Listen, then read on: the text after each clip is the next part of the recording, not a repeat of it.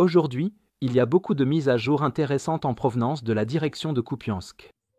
Ici, le long de la rivière Oskil près de Kupiansk, les forces spéciales ukrainiennes viennent de mener l'une des opérations les plus audacieuses de la guerre. Lors d'un raid surprise en hélicoptère, profondément derrière les lignes russes, elles ont atterri sans être détectées et ont traversé les abris, les planques et les zones de rassemblement, anéantissant les préparatifs russes avant même que leur offensive ne puisse commencer. Les forces russes dans cette zone maintiennent une tête de pont très mince sur la rive ouest de la rivière Oskil, où le contrôle de la ville de Dvorichna leur permet d'accumuler et de déployer des troupes de l'autre côté du fleuve. Les Russes prévoient d'utiliser cette tête de pont pour déborder tactiquement les forces ukrainiennes à Kupiansk par le nord, ainsi que pour s'en servir comme rampe de lancement afin de rejoindre leur autre offensive à Kharkiv. Les Ukrainiens comprennent que la tête de pont de Dvorichna sera un point de départ clé pour l'offensive d'été russe à Kharkiv et savent qu'ils doivent agir rapidement pour contrecarrer toute future tentative russe ici. La principale faiblesse russe ici est que leurs troupes doivent traverser la rivière Oskil en bateau pour atteindre leur tête de pont sur la rive ouest, ce qui complique considérablement leur logistique. Cela les empêche de déployer un grand nombre d'armes lourdes telles que des missiles antichars guidés ou des Mampad. L'absence de défense aérienne portative rend la tête de pont russe extrêmement vulnérable à toute opération aérienne que les Ukrainiens pourraient mener. Par conséquent, le commandement des forces spéciales ukrainiennes a élaboré un plan audacieux et non conventionnel, mené la première opération d'assaut aérien de la guerre depuis plus de 3 ans. Ils ont prévu de survoler les lignes russes et de déployer plusieurs équipes de forces spéciales à l'arrière de l'ennemi, où elles mèneraient des raids, recueilleraient des renseignements et dirigeraient des tirs sur des points de déploiement russes dissimulés. Les forces spéciales ukrainiennes impliquées dans cette opération ont été déployées à l'aide d'hélicoptères américains UH-60 Black Hawk, volant à basse altitude pour éviter d'être détectés par les Russes.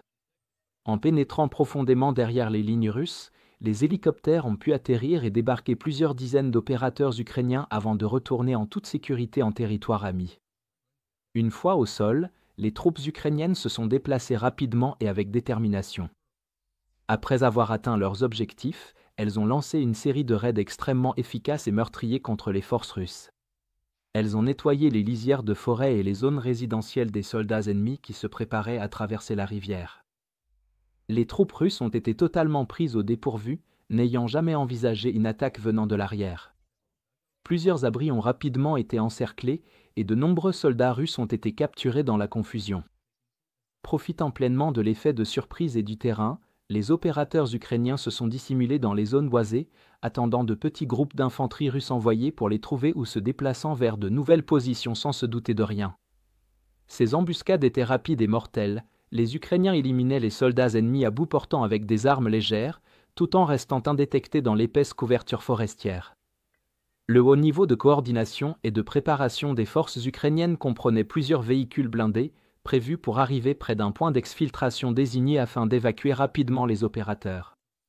Ce point avait été choisi avec soin, car il présentait le moins d'activité sur la ligne de front et aucune tête de pont russe, ce qui en faisait l'itinéraire le plus sûr pour la mission. Les Ukrainiens ont progressé à travers les forêts denses derrière la tête de pont de Dvorichna et ont évité les zones où se trouvaient de plus grandes concentrations de soldats russes. Les forces spéciales ukrainiennes, grâce aux renseignements obtenus auprès des Russes capturés, ont permis aux opérateurs de drones ukrainiens d'identifier d'importantes positions fortifiées russes qui bloquaient la route de l'exfiltration ukrainienne. Des équipes d'artillerie et de puissants drones bombardiers ont été déployés, entraînant la décimation de ces troupes russes. Ce tir concentré a ouvert un corridor permettant aux forces spéciales ukrainiennes de traverser la forêt en toute sécurité et d'atteindre la rive ouest du fleuve, où des véhicules blindés Max Pro les attendaient pour les exfiltrer en lieu sûr.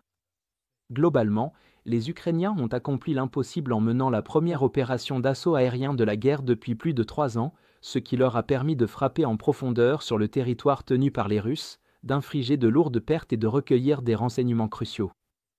Il est à noter qu'il est très probable que tous les opérateurs ukrainiens n'aient pas été exfiltrés de derrière les lignes russes.